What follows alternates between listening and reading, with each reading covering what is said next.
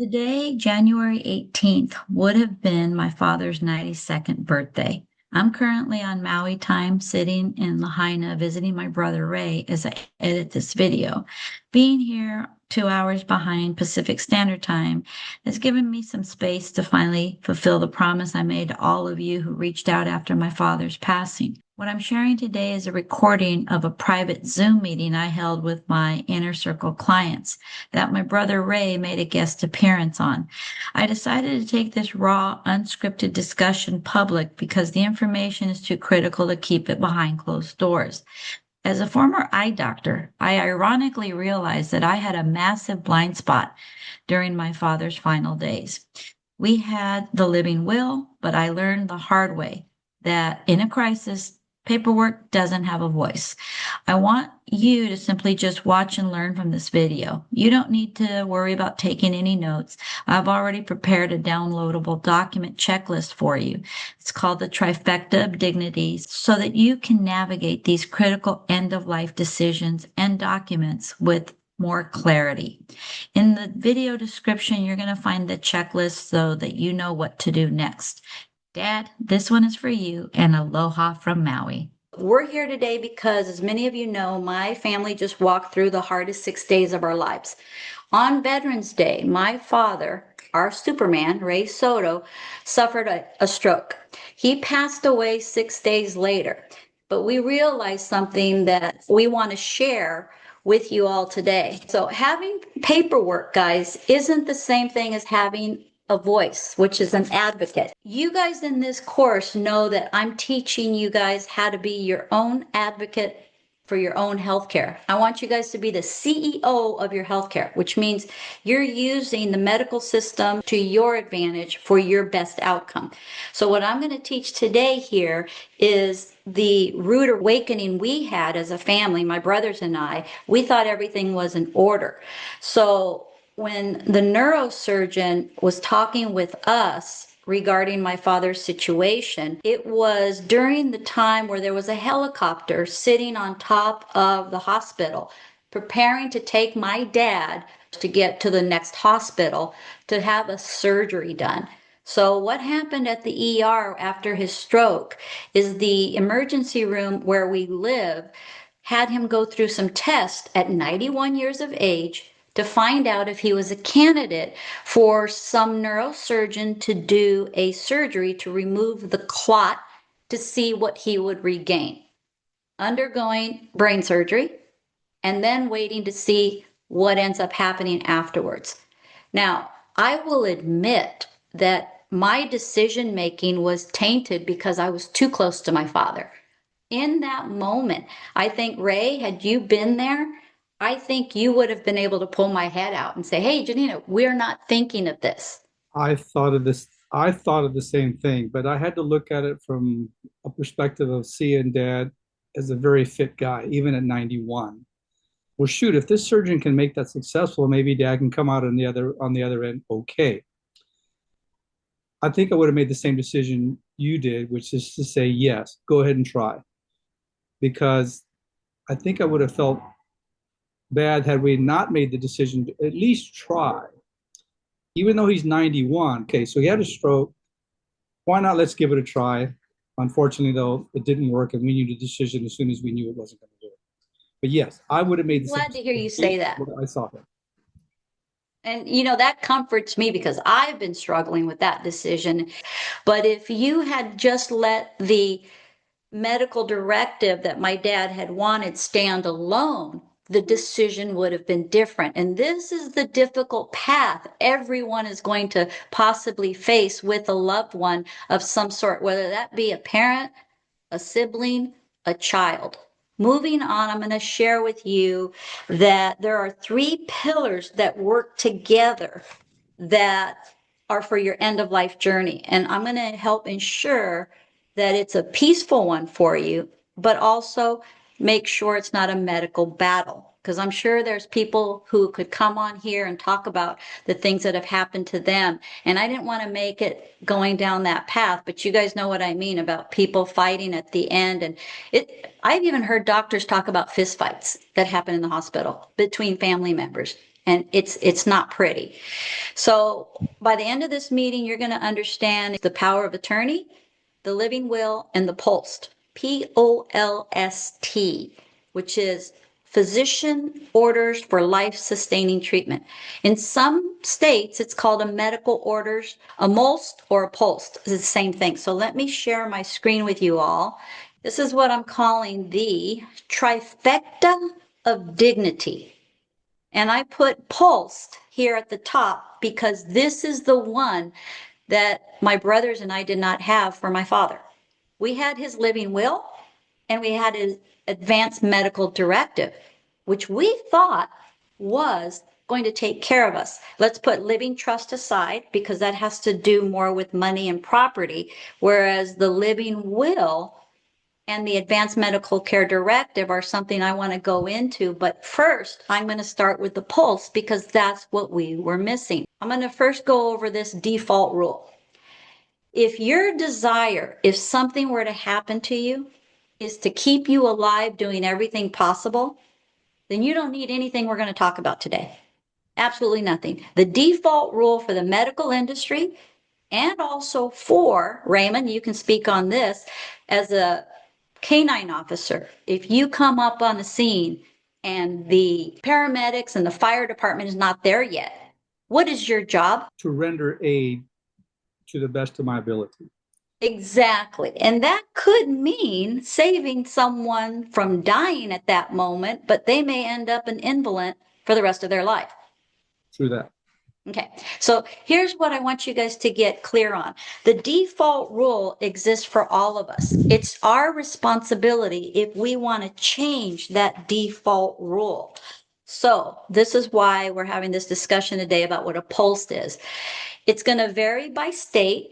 So some states, I told you, call it the medical orders of life-sustaining treatment. So it just depends, and since we have people here on this call that are from all over the US and from different countries, you guys have to look into how this relates to where you are at. The order is portable, meaning this should be as part of the first page of your medical file.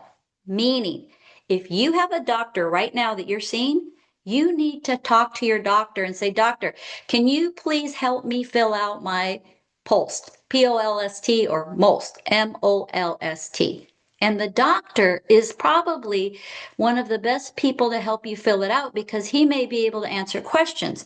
And Bill, we're going to bring you into this conversation. At 78 years of age, Bill, tell everybody what surgeries you've had to your heart so far. 2 ablations and a two-way bypass.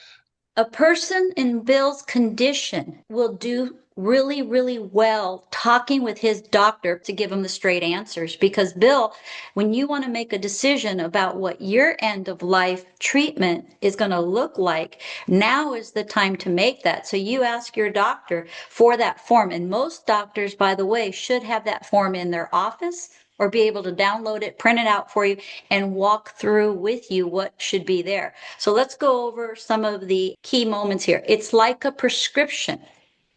Guys, get this? It's your prescription for your doctor. Instead of the other way around, instead of the doctor making decisions for you, it's you writing the prescription for the doctor.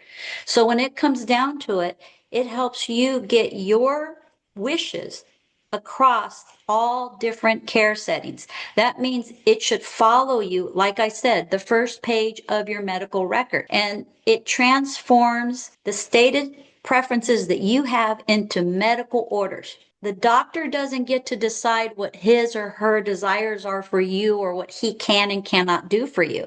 It's you telling your doctor, this is what I want. An example, yes, I want CPR. No, do not attempt CPR. And Ray, can you talk about, have you ever seen somebody being given CPR out on the road? Oh, yes. I've witnessed it a few times. It's not pretty. The two where I've had personal friends do it broke ribs on both times that I saw it happen. For myself, I've never given CPR. I haven't even done the breast, but I'm standing right over them while they're doing it. And one of them was a vehicle accident. And again, this had a lot of trauma to the chest cavity, and it just made things worse with compound fractures and everything. The other one was a overdose. Pretty traumatic. And trust me, guys, if you try it within 5 minutes, you're going to be huffing and puffing if you're the one giving the CPRs or even the breaths. It will take it out of you. And, and the two guys that I saw when was doing are pretty in shape guys, and they both are men. And this felt like forever, even though it probably only lasted 7-8 minutes until medics got there and then they took over. In the hospital, there was a moment where the doctor had told us, if we do CPR on your dad at 91, it will break his ribs.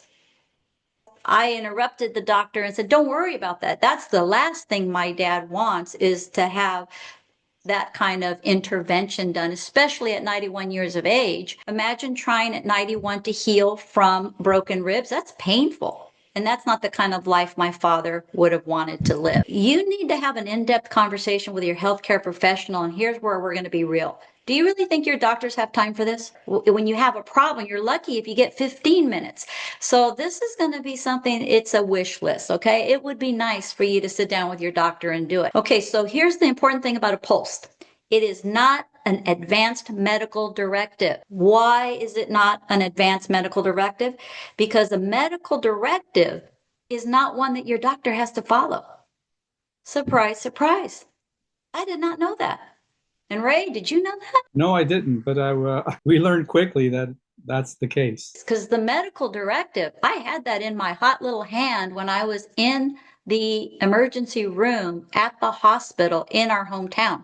I also had it on file at the hospital he was being flown to, because it was the same hospital where he had his 4-way bypass and where he had his aortic valve replacement. So my assumption was, I just took it because I'm a detailed person. I like to dot my I's and cross my T's. This pulse is important, and this is why I put it at the top of the pyramid, because it provides specific, and by specific I mean what you specify, not what the doctor wants, but what you want, actionable orders for medical crisis, unlike a general advance directive. And this is the part I did not know, guys. I didn't know that the general advanced directives that we did, we're not going to cover it. So let's go over where this advanced medical directive failed. We had gone to a lawyer. Ray, you remember when we went to the lawyer, you and I and Javier all sat there with Dad, with the attorney who was doing his estate planning. Yes. Okay. That estate planner, do you recall her ever telling us about a post? No, never. Exactly. So he's my witness that I just didn't have what I call a brain fart and not listen. This was actually something I was appalled by, that attorneys, and this is why I'm doing this talk today, guys. An estate planning attorney did not tell us about the post, because remember, the post is going to tell the doctor what to do. The advanced medical directive is only a suggestion. Were you guys aware that it was just a suggestion? It's a permission slip. That's all it is. But it's not going to get carried out unless you have an advocate who can speak for you when you cannot. And that's what the Advanced Medical Directive actually is. So I'm going to read it to you. The Advanced Medical Healthcare Directive, witness mistakes, because this is another thing that happens. You guys know, first of all, it's not going to tell the doctor what to do. The doctor can look at it and go, well, I don't care. I don't believe in what you're telling me to do. My belief is this, and this is what I want to do because he or she is my patient. But here's the other part of all the mistakes that could have happened. Who cannot sign as a witness? And I'm going to use the state of California. So if you're in California, guys, or you're in New York, I'm using California as an example because it's going to be the most critical place to get it right. If you don't get it right in these two states, things can go horribly wrong. The rest of the states are a little bit more forgiving. When you get this medical directive done, you cannot have the person who is the agent to carry out your medical directive sign that form. In other words, my dad made me the agent, put me in charge of making sure his medical directives were implemented if he could not speak. So that meant I could not sign that document. Now, here's another one. The person with the power of attorney also cannot sign that document. And why is this important? You guys are going to say, well, wait a minute, Janina, wouldn't the estate planner know all this? Well, the reason I'm talking about this is you don't really have to have an estate planner do it if you don't want to. You could do this on your own, but you need to know this if you're doing it on your own. One of the witnesses who signs the document has to be stating that they are not related to you, you're the principal, by blood or by marriage, and not in your will. These are very, very critical things. And here's what's going to happen. Ron, you're shaking your head because you can see it already in California. You show up with this document, and if any of these things have happened, it makes your medical health care directive liner for the trash can. Here's the tip. Guys, just get it notarized. A lot of people on the internet are talking about this, and I cringe when I hear these people on the internet teaching people about how to do a medical care directive, never mentioning the fact that if you just got it notarized, it solves all these problems. But what do they tell you on the internet? Oh, you can make your own medical health care directive, and in the state of Minnesota, you don't need to have it notarized. Guys, if you don't have it notarized, and you happen to have a problem and you're in the state of California, guess what? Bit of a problem there because it's not going to be recognized in California. Don't cut corners. And by the way, Ray, how much does it cost to get notarized? The last one I just paid $25. Guys, $25 to know that your document is going to be a legal standing document. Now, granted, remember, I want to remind you, it's not a medical standing document. Remember, just because it's a legal document doesn't mean your doctor has to follow it. But remember, I'm talking about the trifecta, the triad that you need. Even though this advanced medical directive is not needed to be followed by your doctor, he can poo-poo it if he wants to, you still have to have it, okay? It's all part of the trifecta for long-term care. Let's say you are currently sitting in a long care facility. You have to get this form witnessed by the long-term care ombudsman. Have you guys ever heard that word before? Ombudsman is an advocate for residents in nursing homes or other long-term care facilities, working to resolve complaints about their health, safety, welfare, and rights. Their job is to improve the quality of care and life in these facilities through investigation, education, and systematic advocacy. See the word advocacy at the bottom? Again, you have to have in the long-term care facility for this person to come witness the documents that you've already created. This is another layer of protection. Now, let's say you guys go into a long-term care facility and you think, whoa, wait a minute. They never asked me to do that. Or maybe they did and you forgot, but you guys need to check if you have a loved one in a long-term care facility, you need to snapshot this. You don't need to snapshot this if you're going to download the handout I have for you in the description. And also it'll be pinned to the first comment in the YouTube comment section. And say, hey, did I have somebody witness their desires at end of life? Because this is what's important. I never knew about this. The lawyer, when we went and saw the estate planning attorney, she didn't mention to us as a family, oh, by the way, in case your dad ends up in a nursing home, you guys need to do this and this. No, we got this advanced medical care directive, and guess what we thought? Oh, we're done. Oh my gosh, we were so far from being done. It's appalling. And being that we're from Southern California was even more insult to injury. Advanced Care Directive, not, and I repeat, not the same as power of attorney. The power of attorney as a health care proxy is one thing. It's not a financial power of attorney. Those are two separate things. And unfortunately, you have lawyers out there that want to be jack of all trades, master at none. In my opinion, I think I would go to an estate planning attorney for my advanced healthcare directive rather than going to my financial attorney, because those are two very different sections of your life. And by the way, if you don't want to go to an attorney, you don't have to, but go back to what I said before. Get your forms notarized, because all of the things that you can get done can be done off the internet now. 2026 can be the year that you guys actually get it done quickly, get it done easily. So here's the important things about the power of attorney. It is a legal document. But remember, a legal document is not the same as a instruction list for your doctor. And this is where I had the misinterpretation that because we had a legal document that the doctors had to follow it. No, they do not. Absolutely not. Here's the other thing. You are the principal. You are the one that's going to grant a person to make decisions for you when you cannot. And this is where my father was. He had a stroke on his left side of his brain, which caused his entire right side to be paralyzed. On that side was language. He wasn't able to speak. On that side was also the ability to swallow. So he wasn't able to swallow to eat food. Those two things created the situation where we had to step in to make those decisions for what was best for my father. He trusted us to make the right decision. And this is where this number 3 bullet comes in. You got to get a person who's trusted to do this. And that means somebody who is over the age of 18. And by the way, your trusted person, it doesn't have to be forever. You can change this person as your life changes.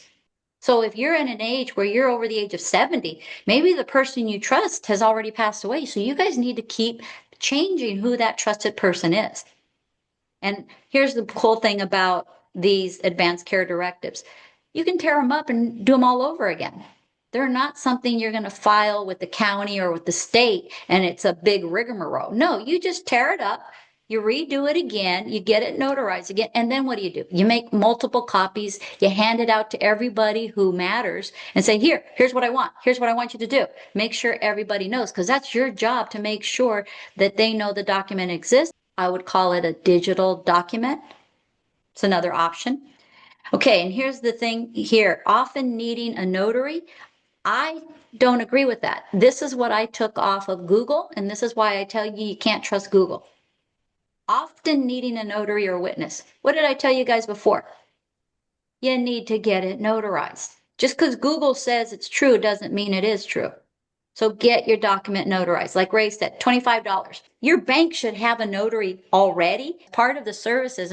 And again, state laws vary. I'm not saying state laws may vary. I'm saying they vary. Do everything that's bulletproof in California and New York, and you're going to be fine. Because why are there more lawyers in New York and California? Because that used to be where people used to like to live, but that's a whole nother topic. Okay, so now, not the same as a conservatorship or a guardianship. It is not done by a judge. It's done by you. You're the person who's the principal. You decide how it's being done. So if anybody's confusing conservatorship or guardianship, that is not the same thing. Maybe there's a reason you need that, but this discussion is not about those two things, okay? Is the do not resuscitate form the same as an advanced medical directive? A do not resuscitate form is just one tidbit of your wishes for your medical care. That's the problem with the DNR. A lot of people think, well, I have a do not resuscitate. Isn't that enough? Well, when you go in through making your PULSE, your physician's order of life-sustaining treatment, you're going to find out there are so many other important questions that did not get addressed by a DNR, a do not resuscitate. When I was in the hospital with my dad, after he got out of ICU, he had a big involved surgery to remove the clot, and he was in ICU for 2 days after that. And mind you, those are ICUs that you're not allowed to have anybody spend the night. So we had to leave him there in the care of the ICU. Before I left, I asked the doctor, what's going to happen to my father once we leave here today? I just wanted to be walked through because we were going to head back as soon as they would let us in the morning. She said to me, well, what we're going to do is if your dad has a problem where his heart stops, we're going to give him atropine. And when she said that, I said, wait a minute, atropine, that's going to restart his heart. Why would you do that? And she said, because that's what we do. That's when I found out that my dad's doctor from the ICU unit was looking at the wrong chart. There were 2 Raymond Sotos in that hospital. Why UC San Diego Health in La Jolla, California, and they're a teaching institution. This is where healthcare has a lot to learn about efficiency. And I will call them out on this. I have no problem with this because it upset me to no end that they had 2 charts on him and they were looking at the wrong one. So when it came down to that, she said, well, all he has is a DNR, which is a do not resuscitate. And that's when I told the doctor, no, that's not my dad's chart. That's not all we have. We went through specific things that he did not want. And that would have been one of them, to restart his heart with a medication, only to leave my dad at 91 years of age, just out of ICU, paralyzed on half of his body, unable to swallow, unable to speak. So, did it make sense? Oh, I blew a fuse at that point. So then this doctor took me out to the area where there's a computer right outside of his ICU room. And it took the young lady who was not a physician, she was a young technician, a newbie. And I could tell because she was so young, pulling up on the computer. She was just typing in and she said, no, yeah, she's right. There is another chart on her dad and here it is. And here's the medical directive. And that's what it takes, guys. You as an advocate need to have somebody there who's going to be watching like a hawk what happens. And if I hadn't asked the question, and that was a simple one, what's going to happen to my dad while I'm gone? I would have never known. And had I come back the next morning to find out that they tell my brothers and I, well, you know, your dad's heart stopped and he passed, but we brought him back to life. Right? Can you explain how you would have felt knowing that he went naturally? Well, I'm kind of violent. I'd have punched that doctor right in the face right then and there. So that's how I would have handled it. But no, getting back to reality in life, yeah, they just don't read things all the time. And I know my wife, who is a nurse at Kaiser Hospital here on island, would be the first to say, don't ever leave me in the hospital by myself. Don't you ever do that. And she's a nurse there because she understands what goes on. They have many patients besides the one they're dealing with, which could be your loved one. Yeah. Can you repeat that? Wait, I'm going to tell you guys. He's talking about Kaiser Permanente. If you're from the United States, Kaiser is a system, health maintenance organization built for profitability, not made for your best outcome. And for his wife, who is a nurse for Kaiser, to say it again, Ray, what did she say? Don't ever leave me in the hospital by myself if I'm ever in there. Because she knows the kind of care that actually goes on. And they do the best they can. But in our hospital here, the ratio is 6-1. The charge nurse is incentivized to send nurses home once the census of patients gets to a certain number. So let's say there's 16 patients. That would require 4 nurses. Let's say it drops down to 12 patients. That supervisor is incentivized with money to send a nurse home so they can save money. And now that drops the ratio back down to maybe instead of or to 4-1, maybe down to now it's up to 5-1. Anytime you get past 5 patients to 1 nurse, the risk of damage or death increases by 20%. So imagine a nurse having a 6-1 ratio. Now it's up to 40% that you could be left to die or maybe be injured because you can't receive the level of care that you need at a 6-1 ratio, where it should be at about a 4-1 ratio. And yet these hospitals, or at least Kaiser, incentivizes the supervisor to send a nurse home should the ratios get out of line. And out of line for them is what? 6-1. It's their watermark, right? It's a numbers game. Okay, so now let's go on to the living will. The living will is something also that my father had. Okay, remember, we didn't have the pulsed. That's why I talked about it first. We did have the advanced medical directive, which is why I was under the assumption that that's what doctors did. But no, it's just a permission slip for you to tell doctors what you would like to have done. And now moving on to the living will. It is a legal document, not a medical one. Let me give you an example. My living will is, I don't want to die in a nursing home. Take me home to die in my own home, in front of my own television, in my own bed. Maybe that, I'm just making an example, right? Okay, that is not a medical choice. That's a lifestyle choice. So a living will shouldn't be telling your doctors what to do. It can maybe help your family members know what to do, but again, it's a legal document that's not going to be legal to the medical profession. Remember, the medical profession doesn't listen to a living will. They're medical doctors. They're outside of the realm of this legal document. But you know what they have to listen to? The POLST, POLST, the one I gave you guys at the beginning. So does this wake you guys up to seeing now the critical trifecta? All 3 points have to be done. So yes, a living will is important, and it does specify, like for instance, I may want to not be cremated, or I may want to donate organs. And here's another one. Do you want an autopsy? And so I'm just going to put this as a public service announcement. If you're one of those willing to donate your body for an autopsy for that purpose, write that in and say, hey, I had the COVID shot. I had all 4 boosters. Please take a look and see what you guys can learn from that mistake. Okay, so here's what I want you guys to take home. Paperwork is silent until someone speaks for it. This was the rude awakening for me.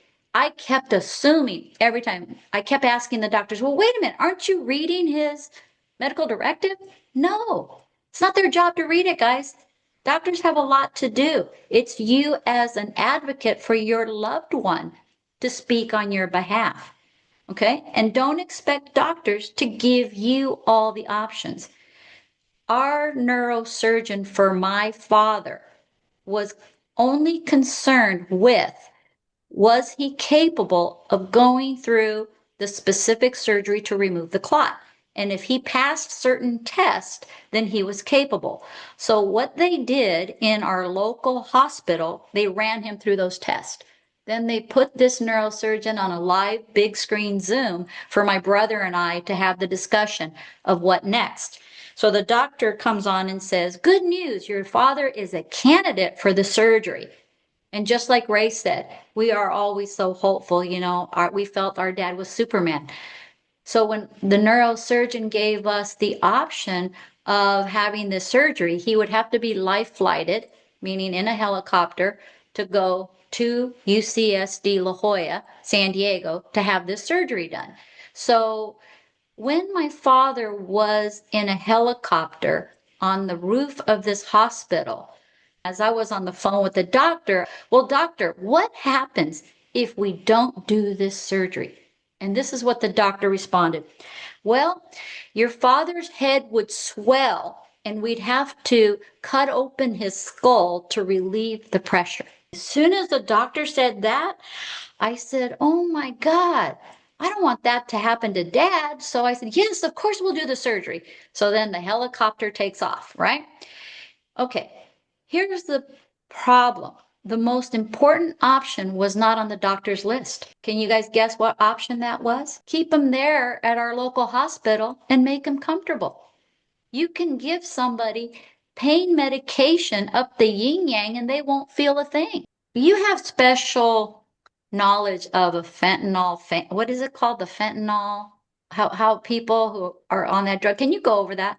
Most of the fentanyl people that I've seen, they just hunch over, they don't really lay down. They stand up like a horse, and they can stand there for literally minutes, all the way up to a couple hours, and with no real effect at all. They don't feel any pain, don't hear anything, don't know anything. They can do the same for our loved ones so that they don't feel anything either.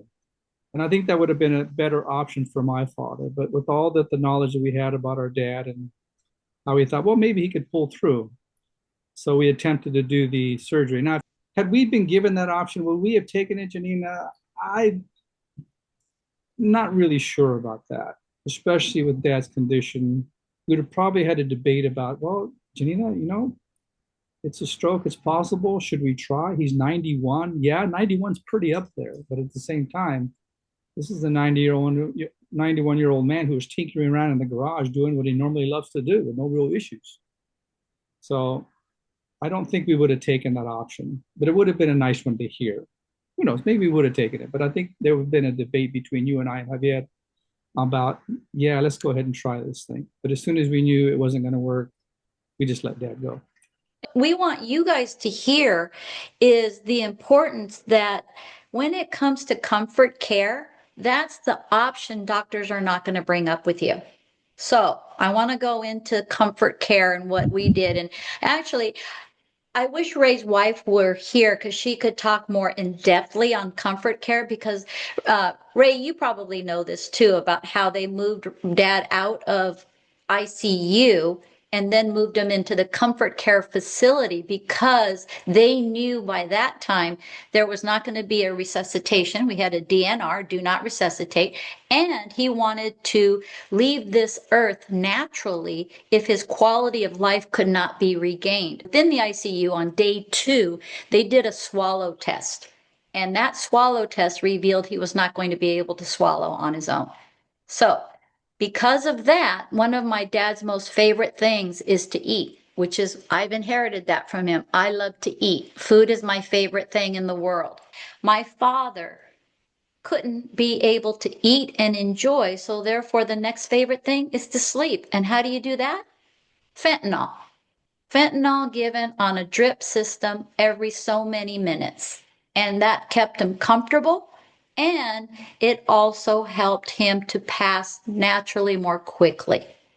When it came to that choice, it was his dignity that we wanted to keep in mind. Meaning, my father, like Ray said, was doing everything he wanted to do until the day that stroke happened. And that's what he wanted to leave that hospital with. And with a paralyzed right side of the body, unable to swallow, that meant he was only going to be able to get food and water via intravenous means.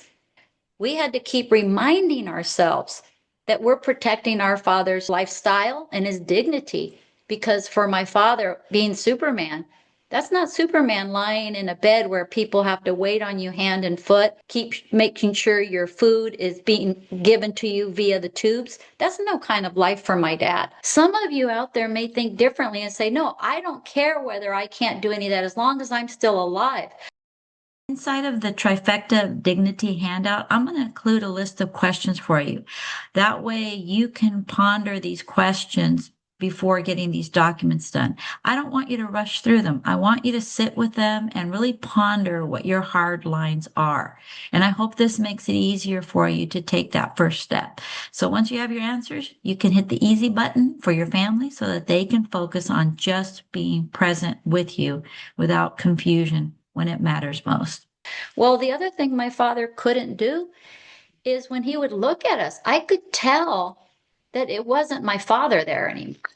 At a certain point, would you agree, Ray, that when you looked into his eyes, there was that blankness that came after a few days? Yeah, it's like the lights were on, but nobody was home. And that is difficult, guys. And this is where I want to bring this part up about food. When I told the doctor, do not give him any medication other than keeping him comfortable, I asked, what were the medications that were given? And she mentioned they gave him insulin to push his blood sugar down. They gave him a statin, because how much do you think the hospital charges to give a statin drug twice a day? That means Pfizer's making money on that statin. And for what? My father's on his deathbed. It's not going to bring him back to life. And then also the insulin. You guys know by being in this course, insulin to push the blood sugar down isn't what you need. You guys are not type 1 diabetics. You guys are type 2, if anything, or insulin resistant, meaning insulin is the last thing you want to give a patient. So that just proves to you how much the medical industry does not know about what sustains a body's health. So we got those knocked off right off the bat. And I remember the doctor looking confused when I said I didn't want that. And I thought, oh my gosh, I don't have, if she wants to go into it, I'll go into it. But I was glad I already had the video made. I could have given her the link and say, hey, you watch that on your own time and we'll talk about that later.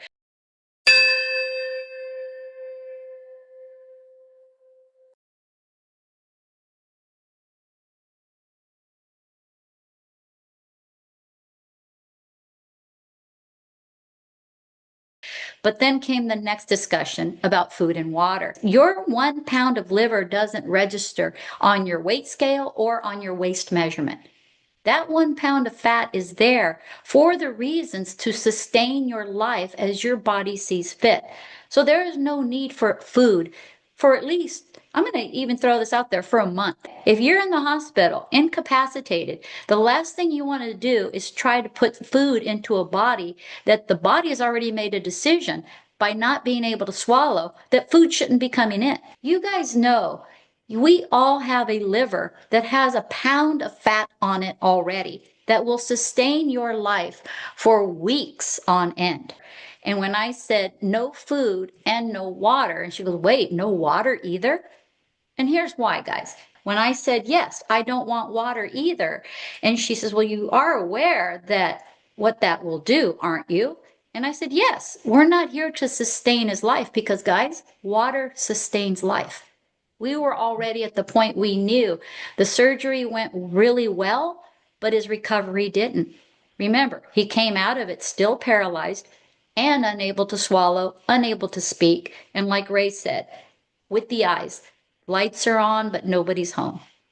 Hence the reason why are we going to give him water intravenously? What does that cause? The need to have to pee and poop. The body says, hey, let's not take any more food in. Let's not take any more water in because we're on our way to take us out. When I spent the evenings laying there near my father's bed, and I could hear when he was relieving himself because he was put onto a device where he could pee without him having to get up. And I could hear him pee a healthy, good stream into the container. And the staff would come in and take that container and put it into the toilet. You guys know what I teach you guys about urination. You guys look in the toilet to see how well hydrated you are, correct? The staff several different times forgot to flush the toilet, which was a blessing because I went in there and I go, oh my gosh, look at my dad's pee. It's absolutely beautiful. It was an A to A plus. Okay. And as time went on, it got a little bit more yellow, but not that much yellow. I'm talking it was healthy. So what was that doing? His body was actively in the dying stage, preparing it to go by what? Getting rid of the 70% of fluids that your body is composed of. Because there's no way he could have been peeing if he wasn't drinking for days, he wasn't eating for days. So where was all that water coming from? His organs. His body was saying, we're out of here. Let's go ahead and get rid of all this extra water. So now the weight change is occurring. Does that make sense to you guys? Why when you get someone's ashes, it doesn't weigh anywhere near what you weigh? Well, 70% of your weight is water. He had the stroke on a Tuesday afternoon. He had his surgery that night. He was in ICU for 2 days straight. So that was Wednesday and Thursday. Friday night, I heard that strong urination. I also heard it on Saturday night. And it got stronger on Saturday night. And that's how I knew he's on his way out. There's no way this man's body is coming back. Who's going to protect your dignity and your desires? It's a tough question, especially for those of you like me. I don't have children and I am the youngest in the family, so I can't expect my brothers to be around for as long. So even though I will choose one of them to do it for now, but I don't have a child to put in that place. Or what about this? What if you're in a relationship with your spouse and it's not a good one? So you're suggesting that we do all three, the POLST, the Living Trust, and the Advanced Medical Directive. I would have thought that was a suggestion years ago, but going through what my brothers and I went through, now I see it's not a good idea. It's a must. And by the way, when you go online, you're going to see that Google will tell you it's a good idea. And then Google will say things like, well, in most states, guys, when this happens, it has to be done in order for you to get your end of life the way you want it. I will wrap it up for you in a synopsis of what we just talked about. But it was our father who actually hammered into us I do not want to be resuscitated. I do not want extraordinary life-saving measures put on me. I don't want to live in a diaper or tubes and things hanging out of me. So we knew what he wanted as a group, as brothers and sisters. We knew what Dad wanted. Luckily, we were there. Every time we went through a shift change, a ICU change to a different floor, is like we had to start all over again with everybody, because not, like my sister said, not everybody reads the charts and everything. And no discredit to the staff, it's just the way the system works. So you've got to be there for your loved one to tell them, hey, hey, no, no, no, no, he doesn't get this medication, or no, no, no, he doesn't get food or water, because we knew what direction our father was going, because he told us this is what he wanted. But we had to keep reminding the staff at every juncture, even like just simple shift change, that no, no, this is what we're doing. And also be nice to the staff. Okay, there, a lot of them are overworked, and if you ask them, they will help comfort your loved one into their final days. All they're doing is making your loved one comfortable. So take advantage of that. They can do that, and they will do that for you. All you have to do is ask. Okay, a lot of times that option is not given to you, so just ask, and they'll do it for you. Isn't this like similar to hospice? When we were talking about comfort care, when he was moved out of ICU, they didn't put him in a medical room. They put him in a comfort care unit, meaning this guy's on his way out. All we're going to do is make sure he stays comfortable. Ray, your wife made it clear to me that hospice is not used in the hospital. Hospice means they take him out of the hospital and put him into hospice care off the property of the hospital. So that's where that word comes up, right? At home. Good. In honor of my dad, I want to thank you guys for showing up, but let's make 2026 the year of health, where you guys have true peace of mind, knowing that you guys are ready for that time when it happens, and then open the conversation up with somebody that you trust to take over on that. And another thing, bracelets. In the past, people knew about having a bracelet when you were diabetic or something like that. You can have a bracelet or an address online that someone can go to, because all they have to do is put the address to that link, like a Google document, so they can pull that up and all of the documents are there, because that's what I'm thinking of for myself. And that database can pull up and say, oh, there's the medical directive, there is the post, there is the living will. All three things, the trifecta triad. So thanks, guys. Thanks, Ray, for showing up. Appreciate all of you guys and your input and your questions. Great info. Thank you very much.